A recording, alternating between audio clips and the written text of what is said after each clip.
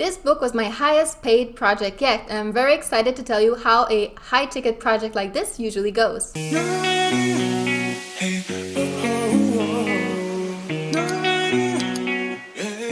Hello everyone! Welcome to Art Business with Ness. I'm Ness and I'm a professional children's book illustrator. In this video, I'm going to walk you through my whole process for illustrating this children's books right here. It's called Do Not Give Up. It was written by Rose Rossner and published by SourceBooks this year in 2021. This book was actually my highest paid project yet, so I'm very excited to tell you how it went and how do high-ticket projects like this usually go. This particular project came to me through my agent, Astound Us. However, don't let that discourage you because it is very possible to query publishers and get contracts such as this by yourself. You don't need an agent to do it. So on this project, after we signed the contract, my agent introduced me to the art director and then kind of faded into the background, letting us start a conversation and get started doing our thing. I've illustrated 7 books so far, so I have my little process pretty much figured out. However, every single book is a little bit different, so this process has to be adjusted every time. So let's jump right into how I illustrated this book. Are you ready? But right before we get into it, if you like this sort of illustration advice and would like to see more like this, then make sure to subscribe to this channel and hit the little bell. The bell sends you a notification every time that I upload a new video, and this way you're sure that you won't miss any of the advice. So let's get started. Step number 1. Visual research. Usually, my first step in the creation of a book is character design. However, in this case, it went a little bit different because each page has a whole different character. The concept of this book is different puns revolving around food, and each page has a different food character. Melons, peanuts, peaches, etc. So in this case, I decided to do the character design later, directly into the sketch stage. To make this a little bit easier on myself, I decided to start a project doing visual research. So I gathered a lot of photo references of every single food item mentioned in the book. And this extra preparation really helped me out later. Step number 2, thumbnails.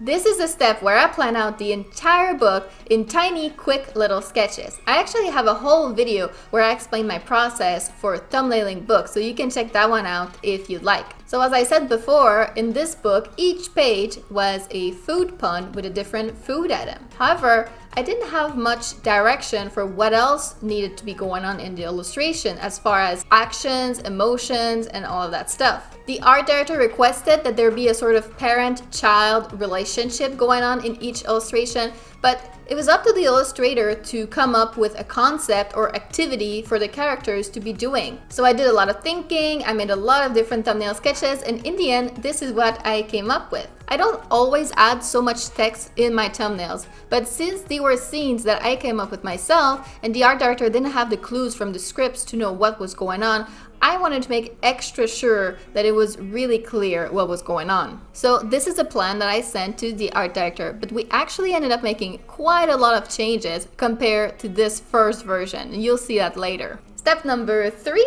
cover sketches. The cover is a little bit of a weird part of the process. It's not really part of the story, but it's definitely part of the book. And on every different project, they want you to do the cover in a different place. Sometimes they want you to do it in the beginning before everything else. Sometimes they want you to do it at the end or anywhere in the middle. This time, they wanted me to develop the cover concept the same time as the rest of the illustrations for the book. And personally, I really love that. This really made sense to me to develop these things at the same time. As we developed the look of the book, the pages and the cover got adjusted at the same time. So these are the cover concepts that I ended up sending them. Now, as you can see, I send them many different illustrations compared to the inside illustration thumbnails. Usually for the inside illustrations, I only handpick my favorites to send, but for the covers, I always like to give the art director more choice.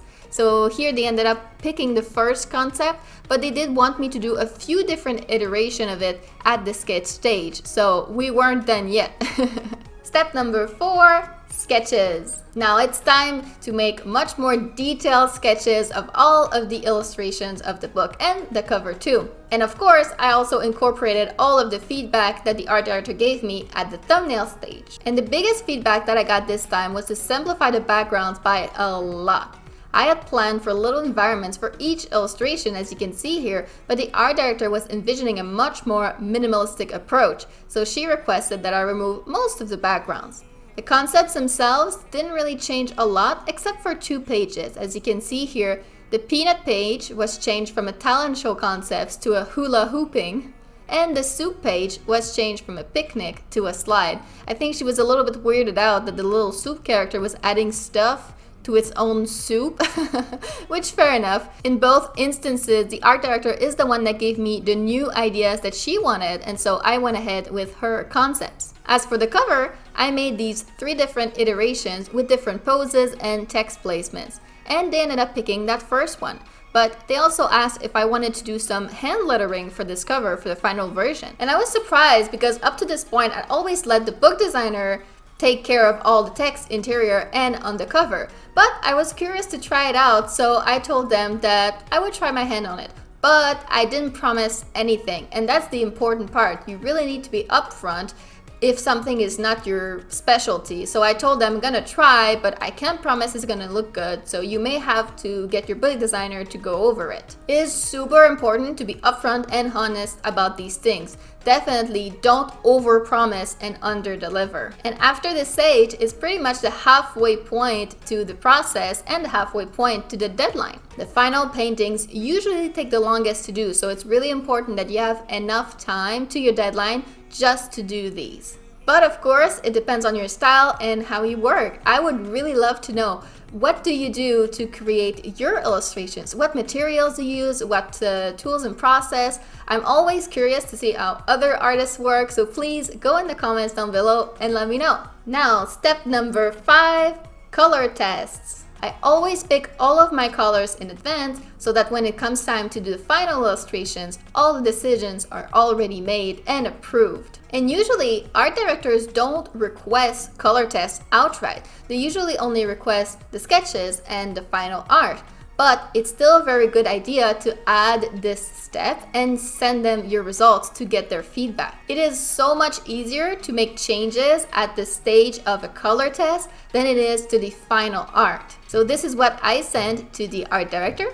And in this case, most of my colors were approved except for 2, the cookie page and the taco page. They requested pretty significant color overhauls for these, and I will show you at the next stage what it ended up looking like after the changes. I also had a little surprise at this stage. The art director requested a concept change for the P page. And usually, after the thumbnails are approved by the art director, the concepts are set in stone and will not change anymore. But she had a change of heart and requested a piece in a pod sort of concept instead. Usually, you might even be able to request additional pay for stuff like this if they change their mind after an approval was already made. However, in this case, since the illustrations are so simple and the project was so well paid too, I was more than happy to do it.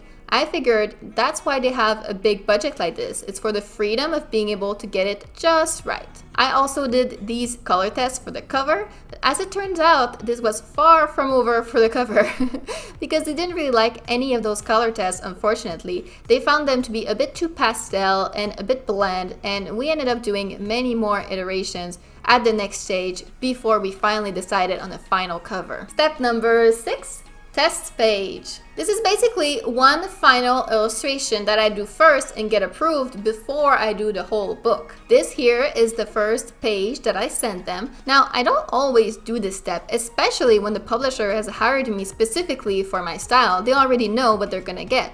But in this case, the art director seemed really unsure when I described my process of using vector and adding watercolor textures on top of it. She really wasn't sold on the idea. I figured it was best to make sure that she was on board with it before I did the whole book like this. If they wanted a different kind of rendering, I definitely wanted to know before I did all of the work. So I sent in this, and thankfully they loved it. So we were able to move immediately to the next step. Step number 7, interior colors. So now it was time to do all the rest of the book. As I explained before briefly, with my technique, I trace over the shapes of my sketches with the vector tool.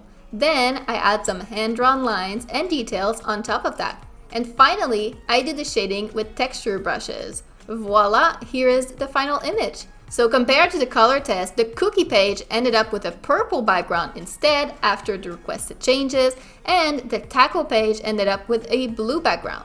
Since the backgrounds were so simple, these pages was actually really quick to make, and they were approved very quickly too. So this part of the process actually turned out to be really smooth. And finally, step number 8, cover final. After the approval of the interior colors, all that was left to do was to sit down and really figure out and nail down that cover once and for all. I created the final vector for it and tried to make the colors more saturated and vibrant compared to the color tests. I also hand lettered the text and had a lot of fun with that. Here are the 3 versions that I sent them. They picked the yellow one, but they wanted the big donut to be pink instead, and also requested to see more different iterations with the text.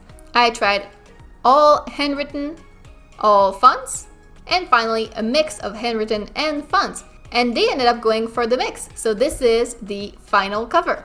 And that was it, the book was done.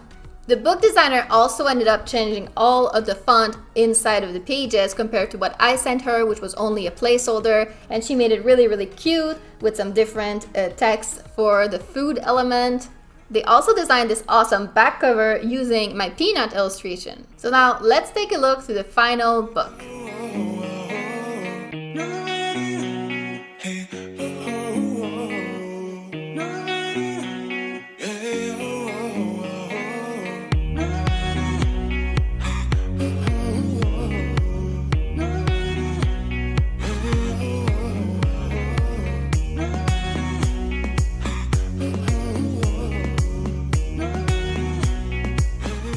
So this was my process on the Donut Give Up book. It was such a fun project, and I'm actually hearing a lot of good things about it. It's now a bestseller in Canada, and I hear it's also doing really well in Barnes & Nobles in the US. Yay! As illustrators, we really don't have much control in distribution, but when it happens like this, that the book is a real success, that's always really awesome to see. Now I want to hear about you. Has this video inspired you to get started in children's book illustration too? I know that it's a huge world and pretty scary too, and it can be really hard to know where to even start. If that's how you feel, I may have just the thing for you. I'm currently putting the last finishing touches on my online course, the Art Business Bootcamp Level 1. I taught this course live this summer to about 75 students, and it was so amazing. Now I'm working on relaunching the course as a pre-recorded, self-paced online course. This course starts from the very beginning and guides you through finding your market and style, planning all of your pieces for your portfolio, building your website, and also setting up your business as a freelancer. So if you're really unsure what to do and could really use some guidance, this is the perfect course to help you get your career off the ground. But you don't have to take my word for it. Look at what my students thought of it. I'm almost done, and it will be ready to launch Friday, November 5th. There will also be an early bird coupon for $20 off if you get it in the first 3 days after the release. So if you want to be certain not to miss it, then make sure to sign up to the waiting list. I will leave the link to that in the description below. So that's it for me today. I really hope that you enjoyed this video and maybe even learned something. If you did, then make sure to like, comment, and subscribe to help our small channel grow. Thank you so much for being here, and I will see you in the next video. Bye bye!